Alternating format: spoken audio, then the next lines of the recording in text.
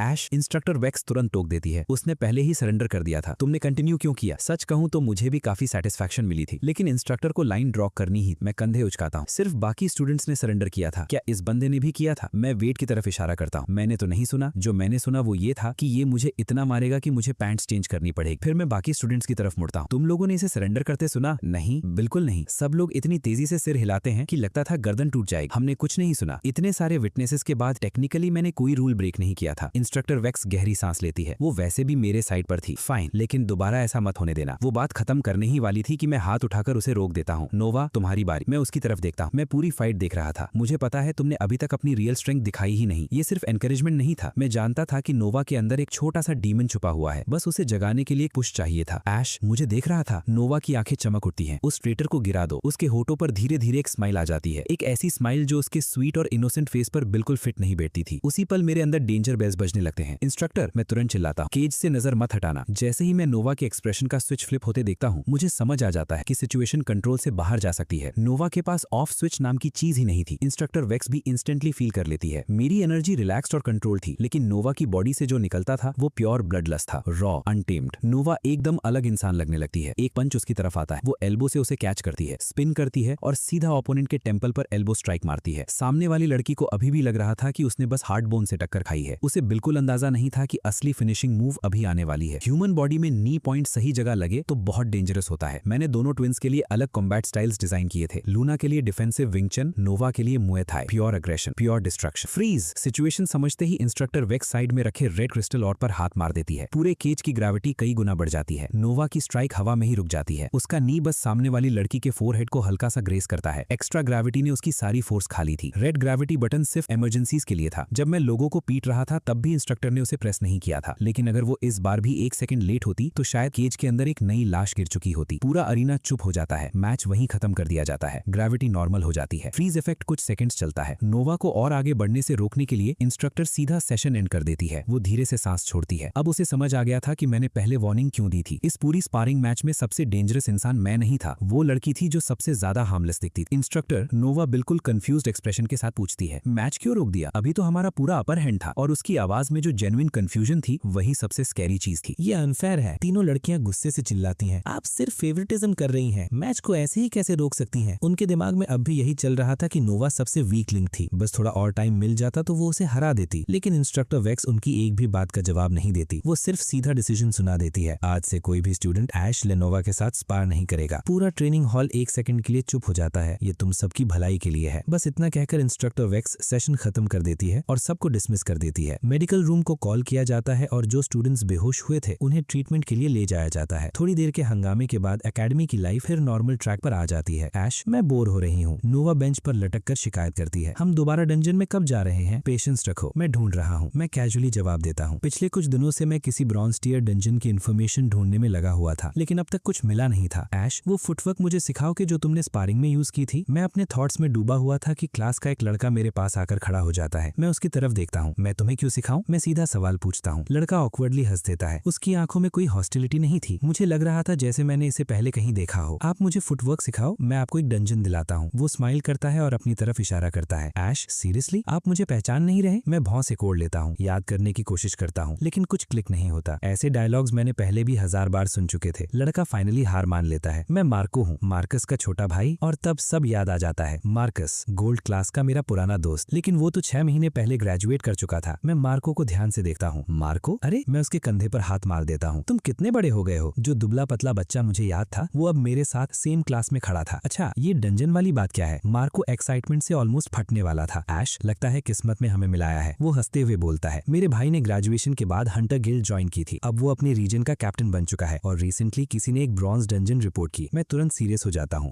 फिर मेरे भाई ने रिपोर्ट इंटरसेप्ट कर ली। मार्को आवाज धीमी कर देता है, क्योंकि मेरा अवेकनिंग अभी हुआ था। वो चाहते थे कि मैं पहला चांस लूं। डंजन शैडो सिटी के नॉर्दर्न आउटस्कर्ट्स में था। किसी को नहीं पता था कि वो कितने टाइम से वहां मौजूद था। मार्कस ने एक high tier bronze exploration squad hire की थी जो मार्को को सेफली एस्कॉर्ट करेगी। और ऑनेस्टली मार्को हंस पड़ता है। एक इंसान और ले जाने से क्या फर्क पड़ता है? तो ऐश, मेरे साथ चलो। मैं कुछ सेकंड्स के लिए चुप हो जाता हूँ। डंजन रिपोर्ट्स इंटरसेप्ट करना हंटर गिल्ड में सीरियस ऑफेंस माना जाता था। अगर बात बाहर आ गई तो बेस्ट केस में मार्कस अपनी कैप्टन पोजीशन खो देगा। वर्स्ट केस में गिल्ड से निकाला भी जा सकता है। ऊपर से स्क्वाड स्पेसिफिकली मार्को के लिए अरेंज की गई थी। मेरा बीच में घुसना थोड़ा ऑकवर्ड लग रहा था। मार्कस से पूछ लिया तुमने? मैं सीधा सवाल करता हूँ। ऑलरेडी। मार्को तुरंत जवाब देता है। भाई ने एलआरए के साथ जो हुआ उसके बारे में सुना था। वो उस वक्त कुछ कर नहीं पाया और तब से गिल्टी फील करता है। मार्को थोड़ा सीरियस हो जाता है। अब जब उसे पता चला कि तुमने नया स्पिरिट वेपन बॉन्ड कर लिया है और फ्रेश स्टार्ट कर रहे हो, वो बहुत खुश हुआ। फिर वो हंसी रोक नहीं पाता। उसने कहा, अगर ऐश को किसी चीज की जरूरत हो तो सीधा पूछ लेना। मैं चुप हो जाता हूँ। मार्कस वैसे ही था, रिलायबल, लॉयल और अननेसेसरली थॉटफुल। ऐसे ऑफर को मना करना मुश्किल था। ऊपर से मुझे मॉन्स्टर्स की लाइफ स्पैन डेस्परेटली चाहिए थी। जितनी जल्दी मेरी स्पिरिट रैंक और कॉम्बैट स्किल्स सिंक लेवल बढ़ेगी उतनी जल्दी मैं unknown bronze dungeon solo clear कर पाऊंगा। ठीक है, मैं बिना और सोचे हाँ कर देता हूँ। मैं चलूंगा। यस। नोवा सीधा उछल पड़ती है। हम फाइनली दोबारा डंजन में जा रहे हैं। उसकी बात पूरी होने से पहले लूना उसका मुंह बंद कर देती है। मेरी ब्रॉन्ज टियर 5 रैंक और ट्विंस की मल्टीपल रीअवेकनिंग्स अभी भी सीक्रेट थी। किसी को कुछ पता नहीं चलना चाहिए था। मैं तुरंत टॉपिक चेंज कर देता हूँ। रिटर्न फेवर के रूप में मैं मार्को को वो चीजें सिखाना शुरू करता हूँ जो अकेडमी के इंस्ट्रक्टर्स भी नहीं सिखा सकते। Footwork, positioning, real combat instincts. Ash, मेरी आंखें धीरे धीरे बड़ी होती जाती हैं। ये सब तो इंस्ट्रक्टर्स से भी बेटर है। मैं बस मुस्कुराता हूँ। अकेडमी कॉम्बैट सिखाती थी, मैं सर्वाइवल सिखा रहा था और दोनों में जमीन आसमान का फर्क होता है। अब मार्को पूरी तरह कन्विंस हो चुका था कि मेरे साथ ट्रेनिंग करके वो एक पावरफुल हंटर बन सकता है। एक भी लेसन वेस्ट ना हो, इसलिए वो अपनी बॉन्डेड पार्टनर को भी बुला लेता है। उसका नाम जारा था। शांत, रिजर्व्ड और काफी सीरियस टाइप की लड़की। मार्को और जारा दोनों की वाइब एक जैसी थी। नए नए अवेकेंड, हंटर वर्ल्ड के लिए एक्साइटेड और हर चीज सीखने के लिए बेचैन। ये फुटवर्क तो कमाल है। जारा ऑनेस्टली इंप्रेस हो गई। काश हम तुमसे पहले मिल गए होते, अब तक क्लोज कॉम्बैट एक्सपर्ट्स बन चुके होते। मार्को की तरह जारा भी पूरी तरह मेरी ट्रेनिंग में डूब चुकी थी। Birds of a feather. इसमें कोई सरप्राइज नहीं था कि मार्को और जारा इतनी नेचुरली बॉन्ड कर घर गए थे। क्लास के बाद मैं मार्को और बाकी लोगों से शैडो सिटी के आउटस्कर्ट्स पर एक टैवर्न में मिलता हूँ। फाइनली आ ही गए। एक भारी आवाज गूंजती है। हम कब से वेट कर रहे हैं। मेरे सामने एक बड़ा दाढ़ी वाला आदमी उठकर खड़ा होता है। रेक्स, एक्सप्लोरेशन स्क्वाड का लीडर। स्क्वाड में टोटल 10 मेंबर्स थे। सब पूरी तरह गियर्ड अप और डंजन रन के लिए रेडी। उनकी spirit ranks mostly bronze tier 9 के आसपास थी। रेक्स खुद ब्रॉन्ज पीक पर था, सिल्वर रैंक से बस एक कदम दूर। ये पूरी टीम क्लाइंट्स को सेफली डंजन क्लियर करवाने के लिए स्पेशलाइज करती थी। सॉरी, थोड़ा लेट हो गया। मैं गर्दन खुजाता हूँ और आगे बढ़कर रेक्स के कंधे पर हाथ रख देता हूँ। रेक्स, इतने दिनों बाद मिलना भी कोई किस्मत की बात है। मैं ग्रिन करता हूँ। और जब हम इतनी रात को मिल ही गए हैं तो एक प्रॉपर ड्रिंक तो बनता है। आज का बिल मेरी तरफ से। मार्को तुरंत सपोर्ट कर देता है। बिल्कुल, इसे अर्ली विक्ट्री बैंक्वेट समझ लो। रेक्स एक सेकंड के लिए ब्लिंक करता है, फिर जोर से हंस पड़ता है। हा, ये हुई ना बात। नॉर्मली डंजन रन से पहले ड्रिंक करना बहुत बुरी आइडिया मानी जाती थी, लेकिन मेरे पास अपनी वजह थी। अगर सेलिब्रेशन थोड़ी देर लंबी चली तो डंजन एंटर करते वक्त रात हो जाएगी, और रात का मतलब था नोवा की नाइट आर्मर का फुल पावर मोड। उसके सारे stats double. Dungeons unpredictable alternate worlds होते हैं। कोई नहीं जानता अंदर क्या मिलेगा। मैं पूरी तरह रेक्स की टीम पर डिपेंड नहीं कर सकता था। कुछ ड्रिंक्स के बाद भी जैसे ही स्क्वाड ने डंजन गेट देखा, सबका मूड इंस्टेंटली प्रोफेशनल हो गया। सालों के एक्सपीरियंस्ड हंटर्स के लिए हल्का ड्रिंक रिएक्शन स्लो नहीं करता, कभी कभी नर्व्स को स्टेबल भी कर देता है। डंजन गेट ज्यादा हिडन नहीं थी। एक पुराने फार्मर के वाइन सेलर के अंदर खुली हुई थी। ये सेलर 10 साल से टच भी नहीं हुआ। फार्मर हमें अंदर ले जाते हुए बताता है। एक्सीडेंटली मिला था। यहाँ वैसे भी कोई आता नहीं, इसलिए एग्जैक्ट पता नहीं कि डंजन कब अपीयर हुई, लेकिन एक बात श्योर है, 20 साल से पुरानी नहीं हो सकती। Move out. रेक्स की आंखें शार्प हो जाती हैं। वो स्क्वाड को सिग्नल देता है और सब फॉर्मेशन में आ जाते हैं। डंजन एंटर करते ही टीम का प्रोफेशनलिज्म दिखने लगता है। कुछ ही सेकंड्स में परफेक्ट कॉम्बैट फॉर्मेशन रेडी हो जाती है। मैं, लूना, नोवा, मार्को और जारा सेंटर में रखे जाते हैं, वीआईपी क्लाइंट्स की तरह, फॉर्मेशन के प्रोटेक्टेड कोर में। हमारे सामने जो वर्ल्ड खुलता है उसे देखकर सब एक सेकंड के लिए चुप हो जाते हैं। जहां तक नजर जाए सिर्फ एंडलेस सैंड ड्यून्स। चांदनी रात में रेत चांदी की तरह चमक रही थी। ऐसा लग रहा था जैसे पूरे डेजर्ट पर सिल्क की एक लेयर बिछी हो। हवा के साथ ड्यून्स धीरे धीरे हिल रही थी और पूरा सीन किसी सपने जैसा लग रहा था। मैं हल्की सी हंसी रोक नहीं पाता। देखा, मैं धीरे से बोलता हूँ, किस्मत के साथ आर्ग्यू नहीं कर सकते। किसी ने एक्सपेक्ट नहीं किया था कि डंजन वर्ल्ड डेजर्ट निकलेगा। अगर हम दोपहर में एंटर करते तो शायद जलती हुई धूप सबको जिंदा भून देती। मेरा रैंडम लगने वाला ड्रिंकिंग प्लान पूरी स्क्वाड को बचाने वाला डिसीजन बन गया। ऐश, नोवा आसमान की तरफ देखते हुए मुस्कुराती है। रात में डेजर्ट कितना ब्यूटीफुल लगता है। ब्यूटीफुल है, मैं मान लेता हूँ, लेकिन जो डेंजरस ब्यूटी के अंदर छुपा है वो उससे भी ज्यादा डेंजरस है। मैं सबको रिमाइंड करता हूँ कि गार्ड डाउन ना करें। डेजर्ट मॉन्स्टर्स किसी भी डायरेक्शन से किसी भी वक्त अटैक कर सकते थे। डेजर्ट एक रूथलेस एनवायरनमेंट था। रात की ठंडक सफर आसान जरूर बनाती थी, लेकिन जो मॉन्स्टर्स यहाँ सर्वाइव करते हैं वो आम मॉन्स्टर्स से काफी ज्यादा डेंजरस होते हैं। रेक्स मेरे कंधे पर जोर से हाथ मारता है। रिलैक्स ऐश, वो कॉन्फिडेंट स्माइल देता है। ट्रस्ट अस, ये हमारा काम है। लेकिन पता नहीं क्यों दूर अंधेरे ड्यून्स के पार देखते हुए मेरे अंदर एक अजीब सी फीलिंग उठ रही थी, जैसे ये डंजन उतनी सिंपल नहीं थी जितनी पहली नजर में लग रही थी, और शायद असली खतरा अभी तक सामने आया ही नहीं था। फिर पूरी स्क्वाड स्पिरिट मर्ज में चली जाती है। हर एक के पास बल्क क्लास स्पिरिट वेपन थी। सच में अफसोस की बात थी, बहुत बड़ा अफसोस। रेक्स मेरी तरफ देखता है। मेरे हाथ में वही बेजान फायर पोकर और पीठ पर वही पुरानी टैटर की। वो सर हिलाकर हल्की सी पिटी वाली स्माइल देता है। बस किस्मत खराब थी शायद। मैं सिर्फ शांत मुस्कुराता हूँ। अगर उसे पता होता कि ये दोनों स्पिरिट वेपन्स असल में क्या बन चुकी हैं, तो शायद उसकी एक्सप्रेशन देखने लायक होती। स्क्वाड ध्यान से आगे बढ़ती रहती है। कुछ देर बाद दूर एक ड्यून के नीचे कैंप फायर झिलमिलाती हुई नजर आती है। दूर से देखने पर लगता था जैसे कुछ मछलियों के सर आग के पास बैठे कुछ रोस्ट कर रहे हों। जब हम थोड़ा करीब पहुंचते हैं, उनका पूरा शेप साफ दिखने लगता है। पतले और लंबे लिम्स और पूरा अपर बॉडी सिर्फ एक बड़ा फिश हेड। डेजर्ट में फिश मॉन्स्टर्स। रेक्स एक नजर में उन्हें पहचान लेता है। ज्यादा नहीं है, लगभग 1 दर्जन। Sand fishman, rarity E rank, spirit rank bronze tier 5। Description, fish type monsters जो डेजर्ट में रहते हैं, ये रेत के अंदर वैसे ही मूव करते हैं जैसे मछली पानी में। एम्बुश और असैसिनेशन में स्पेशलाइज करते हैं। Remaining life span 500 years. पहली वेव ही ब्रॉन्ज टियर 5 थी। इसका मतलब था ये डंजन बिल्कुल भी सिंपल नहीं थी। उसी वक्त स्क्वाड का रेंज्ड अटैकर आर्क अपना बो उठाता है। उसका स्पिरिट वेपन सिल्वर मून बो हर शॉट के बाद ऑटोमेटिकली 2 स्प्लिट एरोज जनरेट करता था। स्प्लिट एरोज सिर्फ 30% डैमेज करती थी, लेकिन ऑटो टारगेटिंग रखती थी। 3 एरोज हवा चीरकर सैंड फिशमैन की तरफ जाती हैं, लेकिन मॉन्स्टर्स भी काफी अलर्ट थे। जैसे ही एरोज नीचे गिरती हैं, सारे फिशमैन सीधा रेत के अंदर घुस जाते हैं और गायब हो जाते हैं। डिफेंस फॉर्मेशन, रेक्स बिना डिले के कमांड देता है। उसका स्पिरिट वेपन एक मैसिव आयरन शील्ड था। जैसे ही वो डिफेंस मोड एक्टिवेट करता है, हनीकॉम पैटर्न वाली बैरियर पूरे ग्रुप के आसपास बन जाती है। मैं और मार्को बैरियर के अंदर प्रोटेक्टेड जोन में आ जाते हैं। रिलैक्स, रेक्स कॉन्फिडेंस से बोलता है। जब तक मैं हूँ, ये मॉन्स्टर्स तुम तक नहीं पहुंच सकते। रेक्स ब्रॉन्ज पीक पर था और उसका आयरन शील्ड भी उसी लेवल का। क्लाइंट प्रोटेक्शन उसकी स्पेशलिटी थी। बाहर स्क्वाड के बाकी मेंबर्स कॉम्बैट स्टांस ले लेते हैं। आर्चर आर्क, लैंसर जैक और डुअल ब्लेड फाइटर बुल। तभी अचानक रेत फट जाती है। जो फिशमैन पहले नीचे घुसे थे, वो हंटर्स के पैरों के नीचे से बाहर निकलते हैं। फिश बोन ब्लेड्स सीधा उनके सीने की तरफ जाती हैं, लेकिन स्क्वाड प्रिपेयर्ड थी। सरफेस पर आते ही फिशमैन को हैवी काउंटर अटैक्स मिलते हैं। बुल उनके लिम्स काटने की कोशिश करता है ताकि क्लाइंट्स को इजी फिनिशिंग किल्स मिल सके, लेकिन कोई फायदा नहीं। हाथ पैर कटने के बाद भी जैसे ही सैंड फिशमैन रे को टच करते वो फिर से उसमें डूबकर गायब हो जाते। कई एक्सचेंजेस के बाद भी ब्रॉन्ज टियर 9 हंटर्स की पूरी टीम एक भी मॉन्स्टर को प्रॉपरली कैप्चर नहीं कर पाती। उल्टा फिशमैन बार बार एम्बुश करके डैमेज दे रहे थे। ये किल फीड के लिए सेटअप नहीं हो सकते। रेक्स फाइनली डिसीजन लेता है, सब खत्म करो। किल फीड मर्सनरी स्लैंग था, मतलब मॉन्स्टर को डिसेबल करके क्लाइंट के सामने छोड़ दो ताकि फाइनल हिट वो करे और मैना क्रिस्टल्स खुद एक्सट्रैक्ट कर सके। डंजन के रूल्स के हिसाब से मैना क्रिस्टल्स ट्रांसफर नहीं हो सकती थी, सिर्फ किलिंग ब्लो देने वाले को एक्सट्रैक्शन का राइट मिलता था। ऑर्डर मिलते ही स्क्वाड फुल पावर से लड़ती है। कुछ ही देर में पूरे डजन सैंड फिशमैन वाइप आउट हो जाते हैं। सॉरी, रेक्स कंधे उचकाता है। ये मॉन्स्टर्स बहुत स्लिपरी हैं, सिर्फ एक को जिंदा पकड़ पाए। वो हमें देखकर पूछता है, किल कौन लेगा? माँ को। मैं बिना सोचे साइड हो जाता हूँ। एक्चुअल क्लाइंट यही है, मैं तो बस गेस्ट हूँ। तो फिर शुरू करते हैं। मार्को एक्साइटेड होकर आगे बढ़ता है। उसका स्पिरिट वेपन ज़ारा एक पैर आर्म गार्ड्स की फॉर्म में था। सैंड फिशमैन पहले ही जैक के लैंड से छेद दिया गया था और पूरी तरह इमोबिलाइज था। फिर भी ब्रॉन्ज टियर 2 मार्को को उसे मारने में 4-5 पंचेस लग जाते हैं, लेकिन मार्को की किस्मत कमाल की थी। सिर्फ एक किल से उसे 5 मैना क्रिस्टल्स मिल जाती है। थोड़ी देर रेस्ट करने के बाद ग्रुप और अंदर बढ़ता है। रास्ते में 3 और वेव्स मिलती हैं। हर वेव पहली से बड़ी और डेंजरस, लेकिन रेक्स की स्क्वाड सबको एफिशिएंटली हैंडल करती रहती है। मैं और मार्को दोनों सिर्फ 5-5 किल्स ही ले पाते हैं, लेकिन इस बार मार्को की किस्मत साथ नहीं देती। पिछली बार जो 5 क्रिस्टल्स एक किल से मिली थी वो बस लकी ब्रेक निकली। आगे के किल्स में उसकी किस्मत पूरी तरह ड्राई हो जाती है और मैं चुपचाप सब ऑब्जर्व करता रहता हूँ, क्योंकि मुझे पता था इस डंजन का असली चैलेंज अभी तक सामने नहीं आया था। 5 किल्स और एक भी क्रिस्टल एक्सट्रैक्ट नहीं हुआ, लेकिन मेरे रिजल्ट्स बिल्कुल अलग स्टोरी बता रहे थे। 5 सैंड फिशमैन ने मुझे सीधा 25 ईयर्स की लाइफ स्पैन दे दी और एक्सट्रैक्ट के टाइम कोई क्रिस्टल ड्रॉप ना होने के बावजूद मुझे एक कॉम्बैट स्किल बुक मिली। Ghost step tier 1। 3 सेकंड के लिए स्पिरिट फॉर्म में एंटर करो, जिसमें तुम नॉर्मल फिजिकल ऑब्जेक्ट्स के अंदर से पास हो सकते हो। Cool down 20 seconds. लगता है आखिरकार किस्मत हम पर मेहरबान हो गई है। स्क्वाड का नाइटमेयर फाइनली खत्म होने वाला था। एक सुनसान और टूटते बिखरते पैलेस में एक नया टाइप का मॉन्स्टर हमारा इंतजार कर रहा था। फाइनली उन कर्स्ड फिश लोगों के अलावा कुछ और। रेक्स धीरे से गाली देता है। चांदनी के नीचे बैंडेजेस में लिपटी हुई लाशों का एक ग्रुप रुइंस के बीच धीरे धीरे चल रहा था। पैलेस के सेंटर में एक गोल्डन कॉफिन हवा में अजीब तरीके से तैर रहा था। ये पक्का डंजन का फाइनल फ्लोर है। एक नजर देखते ही मुझे समझ आ गया कि उस कॉफिन के अंदर सो रहा क्रीचर ऑलमोस्ट सर्टेनली बॉस ही है। Mummy. Rarity F rank. Spirit rank bronze tier 7। Description. धीरे मूव करती है, लेकिन इसका डिफेंस बहुत ही ज्यादा है। इसके बॉडी पर लिपटी बैंडेजेस एक्सट्रीमली टफ है। एक बार इनके रैप में आ गए तो बचकर निकलना लगभग इम्पॉसिबल है। लेकिन हर बार जब ये किसी एनिमी को रैप करती है तो इसकी अपनी बॉडी की बैंडेजेस पतली हो जाती हैं, जिससे इसका डिफेंस कम हो जाता है और हेल्थ भी काफी गिर जाती है। Remaining life span 2000 years. सब लोग कॉफिन से दूर रहो, पहले छोटे मॉन्स्टर्स को हैंडल करो। रेक्स के एक्सपीरियंस के हिसाब से कॉफिन के ज्यादा पास जाना अंदर सोए हुए बॉस को जगा सकता था, इसीलिए फर्स्ट प्रायोरिटी थी ममीज को क्लियर करना। ये जितनी टफ थी उतनी ही डेंजरस भी। हेल्थ और डिफेंस सेम रैंक के मॉन्स्टर्स से काफी ज्यादा थे, लेकिन मूव ऐसे करती थी जैसे प्रैक्टिस डमीज हो। सिर्फ एक चीज का ध्यान रखना था, बैंडेजेस को अपने आसपास रैप मत होने देना। रेक्स की स्क्वाड के टीम वर्क के साथ एक के बाद एक हाफ डेड ममीज मार्को और मेरे सामने लाई जा रही थी। उनकी सारी बैंडेजेस खत्म हो चुकी थी, कुछ के हाथ पैर तक काट दिए गए थे और वो बिल्कुल मूव नहीं कर सकते थे। ऐश, तुम इन्हें फिनिश करो। मार्को जेनरसली साइड हो गया। मैंने कोई आर्ग्यूमेंट नहीं किया। हर ममी 2000 साल की लाइफ स्पैन रखती थी। उन्हें देखकर मेरी आंखें चमक उठी। Congratulations player, mummy eliminated. 20 years of life span gained. Life span को लगातार बढ़ते देखकर मेरी स्माइल कंट्रोल ही नहीं हो रही थी। रूइंड पैलेस के आसपास 100 से ज्यादा ममीज थी। रेक्स की स्क्वाड पूरी रात फाइट करती रही और मुश्किल से 80 से थोड़ी ज्यादा ममीज क्लियर कर पाई, उससे पहले कि सबके लिए सिचुएशन हैंडल करना मुश्किल हो जाए। बस हमें वापस हटना पड़ेगा। सारे सप्लाईज ऑलमोस्ट खत्म हो चुके थे। कोई और ऑप्शन ना देखकर रेक्स ने रिट्रीट का ऑर्डर दे दिया। ग्रुप ने एक ड्यून ढूंढा और थोड़ी देर के रेस्ट के लिए वहीं रुक गया। अच्छी बात ये थी कि ममीज सिर्फ स्लो ही नहीं, उनमें इतनी अकल भी नहीं थी कि हमें फॉलो कर सके। सुबह के 4 बज चुके थे। रेक्स, मुझे लगता है हमें बची हुई ममीज को सीधा मार देना चाहिए। मैं डेजर्ट के होराइजन की तरफ देखते हुए बोला। मेरा एक्सप्रेशन सीरियस था। सबके सप्लाईज खत्म हो रहे हैं। इस रेट से हम सनराइज से पहले फिनिश नहीं कर पाएंगे और जैसे ही सूरज निकला सिचुएशन बहुत जल्दी खराब हो जाएगी। बिल्कुल सही कह रहे हो बडी। रेक्स ने तुरंत अग्री किया। डेजर्ट की गर्मी में फाइट करना डिफिकल्टी को डबल कर देता है। टेम्परेचर एक बार ऊपर चला गया तो वो इंसान को मार भी सकता है। जब स्क्वाड रिकवर कर रही थी, मैंने लाइफ प्रोजेक्शन यूज करके खुद को स्ट्रेंथन करना शुरू कर दिया। अब तक रन काफी स्मूथ चल रहा था, लेकिन जितना स्मूथ सब चल रहा था उतना ही मुझे अलर्ट रहना जरूरी था। ये 1000 साल की लाइफ स्पैन बहुत इंपॉर्टेंट थी। मुझे इसे वाइजली यूज करना था। 300 years of life span talent में इंजेक्ट किए जा रहे हैं। E rank frenzy. Hard work pays off. तुम्हारी लगातार मेहनत के बाद टैलेंट फाइनली अवेकन हो गया है। Blood pack awakening. D rank. Physical life steal 7.5%। Attack speed +40%। Movement speed +40%। New effect added. हर अटैक एनिमी पर 10 सेकंड्स का ब्लीडिंग स्टेटस लगाता है। हर स्टैक 5% डैमेज डील करता है। Maximum 10 stacks. Player remaining life span 727 years. सिर्फ ई रैंक से D rank talent तक अपग्रेड करने में ही नहीं 300 ईयर्स लग गए। अगला अपग्रेड इससे कहीं ज्यादा महंगा होगा, शायद 700 ईयर्स से भी ज्यादा। इसीलिए मैंने टैलेंट को और पुश करना बंद कर दिया और बची हुई लाइफ स्पैन को कॉम्बैट स्किल्स पर लगाने का डिसीजन लिया, क्योंकि उन्हें एडवांस करना कंपैरेटिवली आसान था। -182 ईयर्स विंड स्टेप सी रैंक में एडवांस हो गया। -54 ईयर्स ब्लड पुल सी रैंक में एडवांस हो गया। -80 ईयर्स चार्ज्ड स्ट्राइक सी रैंक में एडवांस हो गया। -101 ईयर्स घोस्ट स्टेप सी रैंक में एडवांस हो गया। Player remaining life span 310 years. Total 417 साल खर्च हो गए। मेरे सारे कॉम्बैट स्किल्स अब सी रैंक तक पुश हो चुके थे। मेरी ओवरऑल पावर में जबरदस्त जंप आया, लेकिन एक बात डिसअपॉइंटिंग थी। प्लंडर की तरह कोई भी स्किल सीधा एस रैंक तक नहीं पहुंची। माना क्रिस्टल्स की बात करें तो मैंने 200 क्रिस्टल्स को लूना और नोवा के बीच इक्वली डिवाइड कर दिया। कांग्रेचुलेशंस प्लेयर, आपके स्पिरिट वेपन्स लूना और नोवा ब्रॉन्ज टियर 3 में ब्रेक थ्रू कर चुके हैं। D rank night armour, raw stats और परफॉर्मेंस में एफ रैंक सिल्वर लैंस से काफी बेटर था। फिर भी मैंने दोनों स्पिरिट वेपन्स को बिल्कुल इक्वल रिसोर्सेज दिए। रेक्स की टीम ने 30 मिनट रेस्ट किया और फिर बची हुई सारी ममीज को जल्दी से क्लियर कर दिया। अब पूरे डंजन में सिर्फ एक चीज बची थी, हवा में तैरता हुआ कॉफिन। जैक, बुल, जाकर चेक करो। रेक्स ने दोनों को आगे भेजा। आर्क और मेडिको सपोर्ट देने के लिए पीछे रुक गए। जैसे ही जैक और बुल धीरे धीरे कॉफिन के पास पहुंचे, फ्लोटिंग कॉफिन अचानक खुल गया। ये कैसे पॉसिबल है? अंदर कुछ भी नहीं था। किसी ने एक्सपेक्ट नहीं किया था कि कॉफिन के अंदर कोई स्लीपिंग बॉस मॉन्स्टर ही नहीं होगा। वो पूरी तरह खाली था, बिल्कुल खाली। तभी एक स्पेशल वॉर्टेक्स अपीयर हुआ, डंजन क्लियर होने का साइन। साथ ही गोल्डन कंप्लीशन चेस्ट्स सबके सामने गिर पड़े। क्या हमने डंजन क्लियर कर लिया? विश्वास करना मुश्किल था, लेकिन वॉर्टेक्स और चेस्ट्स दोनों सामने थे। टेक्निकली क्लियर लग रहा था, लेकिन कुछ गड़बड़ जरूर थी। मैं अलर्ट रहा। मैंने अपने स्पेशल रिंग से एक सिंपल बुन निकाला और सीधा वॉर्टेक्स की तरफ फेंक दिया। बुन वॉर्टेक्स को टच करते ही अंदर खींचने के बजाय सीधा वापस उछल गया। ये डंजन गेट फेक है। असली बॉस कहीं आसपास छिपा हुआ है और अभी भी जिंदा है। मुझे लगा था इस फ्लोर पर कोई टेरिफाइंग बॉस होगा। निकला ये कि हम बिना जाने ही क्लियर कर गए। बॉस ड्रॉप भी मिस हो गया। क्या अफसोस की बात है। रेक्स की टीम ने ये सोचकर अपने चेस्ट्स खोलने शुरू कर दिए। रुको, कुछ गड़बड़ है, सावधान रहो। मेरी वार्निंग 1 सेकंड देर से पहुंची। मेरे बोलने से पहले ही सब लोग अपने चेस्ट्स खोल चुके थे। खाली, सब खाली थे। ये क्या हो रहा है? कंप्लीशन चेस्ट्स भी खाली क्यों हैं? मैं बस कंधे उचकाकर बोला, ठीक है, ना बॉस मिला ना रिवॉर्ड चेस्ट। रिलैक्स, जिस बॉस को तुम ढूंढ रहे हो वो अभी सामने आने वाला है। मेरे सामने रखे 3 चेस्ट्स ही अब तक अनओपन थे। मुझे अभी पूरी सिचुएशन समझ नहीं आई थी, लेकिन इतना जरूर पता था कि मेरे अलावा सब लोग मॉन्स्टर के ट्रैप में फंस चुके हैं। रेक्स को अभी भी कुछ समझ नहीं आ रहा था। उसे बिल्कुल अंदाजा नहीं था कि डेंजर उनके सर पर खड़ा है। जब सब लोग सिचुएशन समझने की कोशिश कर रहे थे, फेक डंजन गेट हिलना शुरू हो गया। उसकी सरफेस पर क्रैक्स फैलने लगी। हर क्रैक की आवाज ऐसी थी जैसे कोई भारी चीज शीशे पर पड़ रही हो। फिर एक टेढ़ी मेढ़ी और डरावनी आवाज गूंजी, मुझे हराना चाहते हो? पहले खुद को हराओ। गेट की हर क्रैक से स्क्वाड के मेंबर्स के क्लोन्स बाहर निकलने लगे। उनके स्पिरिट वेपन्स भी परफेक्टली कॉपी हुए थे। तब जाकर मुझे फेक डंजन गेट की असली आइडेंटिटी समझ में आई। Mirror clone, rarity B rank, spirit rank silver tier 5। Description, एक ऐसा मिरर जिसके पास क्लोनिंग की पावर है। जिस पल तुम इसका चेस्ट खोलते हो, तुम्हारा जेनेटिक सीक्वेंस कॉपी हो जाता है। Remaining life span 15,000 years. क्योंकि मैंने अपना चेस्ट कभी खोला ही नहीं था, मेरी कोई क्लोन कॉपी वहां मौजूद नहीं थी। सच में इस ट्रैप से बचना लगभग इम्पॉसिबल था। सब लोग तैयार हो जाओ, फाइट के लिए रेडी रहो। रेक्स ने तुरंत कमांड दिया। सबसे पहले उसने आर्क को क्लोन रेक्स को पिन डाउन करने का ऑर्डर दिया। आर्क ने अपनी एरो रेंज स्किल एक्टिवेट की। क्लोन रेक्स ने तुरंत डिफेंसिव स्टांस ले ली और बाकी क्लोन्स को रेंज्ड अटैक से प्रोटेक्ट करने लगा। उसी वक्त असली रेक्स ने अपनी टॉन्ट स्किल एक्टिवेट की और क्लोन बुल और क्लोन जैक को फोर्स कर दिया कि वो सिर्फ उसी को टारगेट करें। क्लोन फ्रंटलाइन का पूरा एग्रो अपने ऊपर खींचने के बाद बुल और जैक साइड से अटैक करते हैं और क्लोन आर्क और क्लोन लियो को खत्म कर देते हैं। बैक लाइन में ना रेंज्ड डैमेज बचा था और ना हीलिंग। बाकी क्लोन्स धीरे धीरे वीक पड़ गए और तीनों ने मिलकर उन्हें आसानी से क्लीन अप कर दिया। क्लोन मार्को की बात करें तो वो स्क्वाड के किसी अननोन एओई अटैक में उड़ गया। जैसे ही सारे क्लोन्स गिर गए, सबने तुरंत बॉस पर फोकस शिफ्ट कर दिया और अपना सब कुछ उस पर झोंक दिया। मुझे हराना चाहते हो? पहले खुद को हराओ। लेकिन बॉस की हेल्थ का सिर्फ 1/3 हिस्सा ही कम हुआ था कि मिरर क्लोन फिर से टूट गया और स्पेशल क्रैक्स के अंदर से सारे क्लोन्स दोबारा समन हो गए। ये बॉस कब रुकेगा? कैप्टन, अब क्या करें? और ऑप्शन ही क्या है? वही स्ट्रेटेजी फिर से यूज करो। कोई बेहतर प्लान ना होने की वजह से रेक्स की टीम ने बॉस को छोड़कर फिर से क्लोन्स पर फोकस कर दिया। क्लोन्स बेवकूफ थे, लेकिन पहले राउंड के कंपैरिजन में स्क्वाड की स्पीड क्लियरली स्लो हो चुकी थी। उनकी स्टैमिना और स्पिरिट एनर्जी दोनों तेजी से खत्म हो रही थी। सिचुएशन देखकर ये बिल्कुल नेचुरल था। जब दूसरी बार भी क्लोन्स को खत्म कर दिया गया, तब तक सब लोग लगभग पूरी तरह थक चुके थे। सप्लाईज टू काफी पहले ही खत्म हो चुकी थी। रिकवर करने का कोई तरीका नहीं था। जल्दी अटैक करो। इस श्रापित बॉस के दोबारा समन करने से पहले इसे खत्म करो। बहुत मुश्किल से मिरर क्लोन की हेल्थ उसके लास्ट 1/3 तक गिर गई, लेकिन उसी वक्त सबके दिल पर वार करते हुए क्लोन्स फिर से सामने आ गए। मुझे हराना चाहते हो? पहले खुद को हराओ। नहीं, फिर से क्लोन्स को वापस आता देख रेक्स की स्क्वाड टूटने लगी। उनकी स्पिरिट एनर्जी पूरी तरह खत्म हो चुकी थी। कॉम्बैट स्किल्स यूज करने के लिए कुछ भी नहीं बचा था। इस कंडीशन में लियो अब टीम को सपोर्ट भी नहीं दे सकता था। उसने अपना स्पिरिट मर्ज भी तोड़ दिया। दोनों ने अपनी स्पेशल रिंग से क्रॉसबोज निकाले और रियर से सपोर्ट देने लगे। फुल स्पिरिट एनर्जी के साथ भी स्क्वाड मुश्किल से क्लोन्स का सामना कर पाई थी और अब तो वो लगभग बिना रिसोर्सेज के फाइट कर रहे थे। सिचुएशन तेजी से उनके खिलाफ जा रही थी, लेकिन रेक्स की स्क्वाड की एंड्योरेंस कमाल की थी। क्लोन्स के साथ लगातार घिसाई वाली बैटल के बीच जैसे ही स्पिरिट एनर्जी का एक छोटा सा हिस्सा रिकवर हुआ, रेक्स ने मौका पकड़ लिया और बुल और जैक के साथ मिलकर क्लोन लियो को फिर से खत्म कर दिया। लेकिन बैकलाइन को एलिमिनेट करने की कीमत बहुत महंगी पड़ी। स्क्वाड का हर मेंबर बुरी तरह इंजर्ड हो चुका था और लियो की स्पिरिट वेपन जो ह्यूमन फॉर्म में थी, क्लोन आर्क के एरो से सीधा चेस्ट में हिट हो गई। उसकी जान बस धागे से लटक रही थी। डैम इट, मेरी स्पिरिट एनर्जी खत्म हो गई है। अपनी पार्टनर की लाइफ साइंस धीरे धीरे फेड होती देखकर लियो जो स्क्वाड का हीलर था पूरी तरह बेबस था। वो कुछ नहीं कर सकता था, सिर्फ देख सकता था कि जिस इंसान से वो सबसे ज्यादा प्यार करता है वो उसकी आंखों के सामने मौत के करीब पहुंच रही है। एक हीलर जो अपने सबसे करीबी इंसान को भी नहीं बचा सकता। दर्द और गिल्ट से टूटकर लियो ने अपना क्रॉसबो जमीन पर फेंक दिया। स्पेशल रिंग से एक लंबी ब्लेड निकाली और क्लोन्स की तरफ चीखते हुए दौड़ पड़ा। उस पाल पूरी स्क्वाड के अंदर आग सी लग गई। सब लोग बिना कुछ बचाए पूरी जान लगाकर फाइट में कूद पड़े। रेक्स की टीम ने अपनी आधी जान दांव पर लगा दी, लेकिन आखिरकार हर एक क्लोन को गिरा दिया। लेकिन इस जीत की कीमत बहुत भारी थी। लियो जो बिना स्पिरिट मर्ज आर्मर के सिर्फ एक नॉर्मल ब्लेड लेकर फ्रंट लाइन में चार्ज कर गया था, क्लोज कॉम्बैट मॉन्स्टर्स के सामने ज्यादा देर टिक नहीं सका। जिस पल आखिरी क्लोन गिरा, उसी पल लियो भी खून के तलब में भारी आवाज के साथ गिर पड़ा। Move, focus, fire. बॉस को अभी खत्म करना होगा, वरना हम में से कोई भी जिंदा बाहर नहीं निकलेगा। शोक बनाने का वक्त नहीं था। रेक्स ने तुरंत ऑर्डर दिया कि सब लोग जो कुछ बचा है सब बॉस पर झोंक दें। मार्को, चलो। मुझे डर था कि पूरी स्क्वाड के बिना डैमेज काफी नहीं होगा, इसलिए मैंने मार्को को साथ लिया और सीधा आगे बढ़ गया। चार्ज स्ट्राइक, मैंने टाइमिंग परफेक्टली पकड़ी। फुली चार्ज सिल्वर लैंस सीधा मिरर सरफेस को चीर गया। Congratulations player, boss mirror clone eliminated. 15,000 years of life span gained. Player remaining life span 15,310 years. हम दोनों ने मिलकर फाइनल किल सिक्योर कर ली। जैसे ही बॉस की लाइफ खत्म हुई, टूटे हुए मिरर के टुकड़े चमकदार रोशनी में जगमगाने लगे और एक बड़े ढेर में बदल गए। 100 से भी ज्यादा मैना क्रिस्टल्स। उनके अलावा एक combat skill book golden life के पिलर में लिपटी हुई सामने आई, साथ ही काफी सारे क्राफ्टिंग मटेरियल्स भी। मिरर क्लोन जैसा बॉस जो पावर और इंटेलिजेंस दोनों से फाइट करता था, हमेशा जनरस लूट ड्रॉप करता था। लेकिन इतने सारे रिवॉर्ड्स के सामने खड़े होने के बावजूद स्क्वाड में एक भी इंसान खुश नहीं था। ये सब ले लो। रेक्स ने जमीन पर पड़े मैना क्रिस्टल्स उठाए बिना एक्सप्रेशन के और सारे के सारे मार्को के सामने रख दिए। नहीं नहीं, मैं ये नहीं ले सकता। इन 100 क्रिस्टल्स को लियो के फैमिली के लिए हमारी तरफ से फेयरवेल गिफ्ट समझ लो। रेक्स कुछ पल के लिए चुप रहा। उसने मार्को की तरफ देखा, फिर अपनी गम में डूबी टीम की तरफ। लियो की फैमिली की तरफ से थैंक यू। रेक्स ने पूरी स्क्वाड को लीड करते हुए मार्को के सामने झुककर थैंक्स कहा। उनकी आंखें ही सब कुछ बयान कर रही थी। मिरर क्लोन के फाइनली मरने के बाद असली डंजन गेट सबके सामने अपीयर हुआ, साथ ही गोल्डन कंप्लीशन चेस्ट्स भी। ये डंजन बिल्कुल मजाक नहीं था, इसलिए चेस्ट के अंदर के रिवॉर्ड्स भी डिसअपॉइंटिंग नहीं होने वाले थे। Dungeon cleared. सबने अपना स्पिरिट मर्ज रिलीज किया और चेस्ट्स खोलने लगे। कंप्लीशन चेस्ट्स का रिवॉर्ड उन लोगों की संख्या के हिसाब से स्केल होता था जिन लोगों ने डंजन क्लियर किया हो, इसलिए मेरे पैरों के पास 3 चेस्ट्स रखे थे। यहाँ मौजूद सब लोगों में सिर्फ मैं ही था जिसने अब तक स्पिरिट मर्ज रिलीज नहीं किया था और एक भी चेस्ट नहीं खोला था। क्या हुआ बड़ी, पहली बार ऐसा कुछ देख रहे हो? डर लग रहा है क्या? रेक्स ने मुझे चुपचाप खड़ा देखा और पास आ गया। उसके साथ उसका स्पिरिट वेपन सली भी चल रहा था। मैंने धीरे से सिर हिला दिया, जैसे किसी बात को अपने दिमाग में घुमा रहा हूँ।